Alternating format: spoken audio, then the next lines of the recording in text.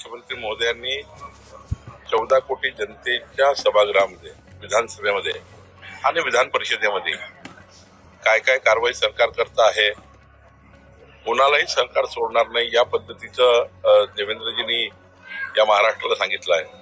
मला वाटतं की देवेंद्रजी जेव्हा बोलतात तेव्हा पूर्णपणे यशस्वी कारवाई ते करतात आणि अशी कारवाई करतात की ते कोर्टातही टिकेल. कुठलीही कारवाई अशी नको जी पूर्ण तळास जाऊ नये. त्यामुळे त्यांनी जो विचार केला आहे या घटनेमध्ये तो अत्यंत शेवटच्या व्यक्तीला दोष होणार, दोषी व्यक्तीला, जो दोषी असेल तो किती मोठा असेल त्याला त्या ठिकाणी शिक्षा होईल याकरता देवेंद्रजींनी खूप मोठा पुढाकार घेतला आहे. त्या प्रकारच्या वेगवेगळ्या पद्धतीचे तपास देवेंद्रजींनी आमच्या सरकारने सुरू केले आहेत. मला वाटतं की यातनं शेवटी आपल्या सर्वांची मागणी काय आहे की जो मुख्य सूत्रधार आहे, यामागे जे लोक आहेत त्यांना अंतिम शिक्षा झाली पाहिजे. तर आम्ही सर्वांच्या भावनाशी सहमत आहोत. मोर्चा काढणे हे नागरिकाचं किंवा तिथली भावना आहेत, त्यामुळे त्यांच्या भावना त्यांनी व्यक्त केल्या आहेत. सरकार म्हणून आम्ही योग्य पद्धतीने काम करतो. तुळजापूर आणि उरणमध्ये देखील सरपंचांवरती जीवघेणे हल्ले झाले. आता या ठिकाणी मंदिरामध्ये दर्शनाला आलो आहे. मला वाटते काही गोष्टी आपण बाहेरही बोलल्या पाहिजे, पण मी वारंवार सांगतो की या घटनेमध्ये, घटना गंभीर आहे, परभणी असो की बीड असो, या घटनेमध्ये माननीय देवेंद्रजींनी जी चौकशी सुरू केली आहे ती चौकशी, मला वाटतं की त्या चौकशीतनं जे निष्पन्न होईल त्या महाराष्ट्राला कळणारच आहे आणि जो आरोपी असेल त्या आरोपीला कठोर कारवाई देवेंद्रजी आणि आमचं सरकार केल्याशिवाय. राष्ट्रवादीचे आमदार आहेत, राष्ट्रवादीचे आमदार अमोल मिटकरी असं म्हणतायत की धनंजय मुंडेंचं राजकारण संपवण्याची सुपारी सुरेश दसांनी घेतली असा आरोप. असं आहे की ते भावना व्यक्त करतायत आणि मी सुद्धा याच्यामध्ये सुरेश दसशी बोलणार आहेत आणि सुरेश दसशीची मी चर्चा करणार आहे. शेवटी काही सुरेश दस साहेबांच्या मला शंका असतील त्या सरकारसमोर मांडल्या पाहिजे, देवेंद्रजींना भेटून मांडल्या पाहिजे.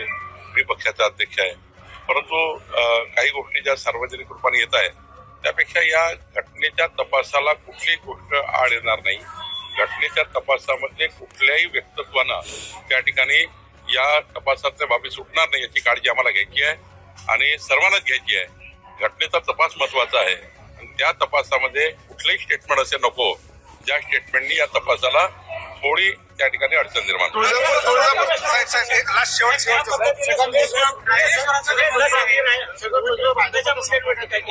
त्यानंतर त्यांनी आता धनंजय मुंडेवर टीका करतायत. भाजपचे ते आमदार आहेत, पक्ष शिस्त म्हणून एक प्रदेशाध्यक्ष म्हणून त्या संदर्भात तुम्ही त्यांच्याशी बोलणार आहात? मी सुरेश दसशी बोलणार आहे.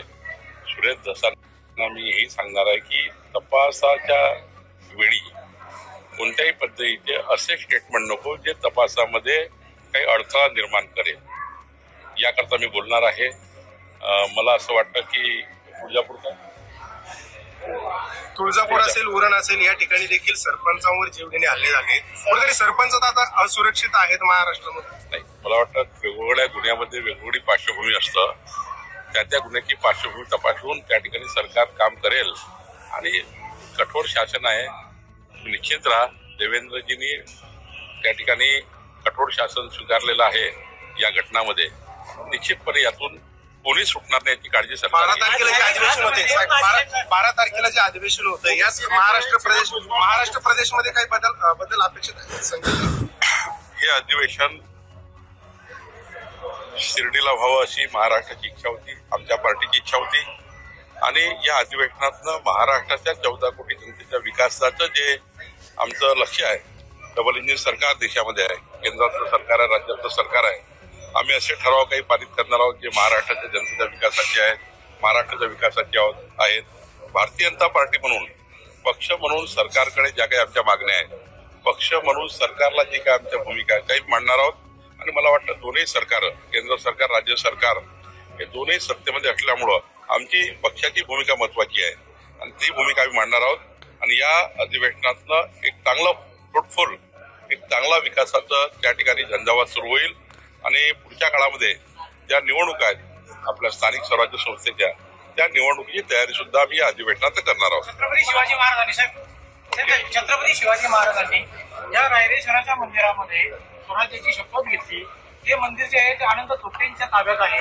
ग्रामस्थांची मागणी आहे त्याचा विकास होण्यासाठी हे जे मंदिर आहे ते राज्य सरकारने ताब्यात घ्यावं, तो परिसराचा विकास होतो. राज्य सरकारने जर त्यांनी राज्य सरकारला निवेदन दिलं असेल, मी त्या निवेदनाचा तपास करेल आणि त्या ठिकाणी ग्रामस्थाचं म्हणणं जर योग्य असेल आणि ते जर कायदेशीर असेल तर मग सरकार मार्ग काढेल. माजी महसूल मंत्र्यांच्या जिल्ह्यात तुम्ही आज आहात, महसूल खात्याचा पदभार तुम्ही स्वीकारलाय, काय भविष्यात नवीन प्रकल्प?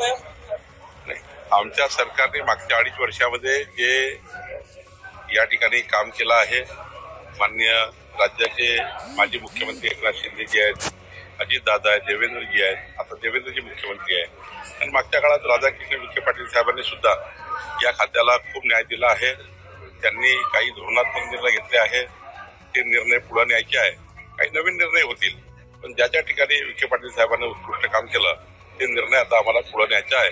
माननीय देवेंद्रजीच्या नेतृत्वामध्ये चांगलं शासन आम्हाला करायचं आहे, पारदर्शी शासन करायचं आहे आणि महसूल खात्यामध्ये सुद्धा आम्ही चांगले आमूलाग्र बदल देशाच्या इतर राज्याचा अभ्यास करून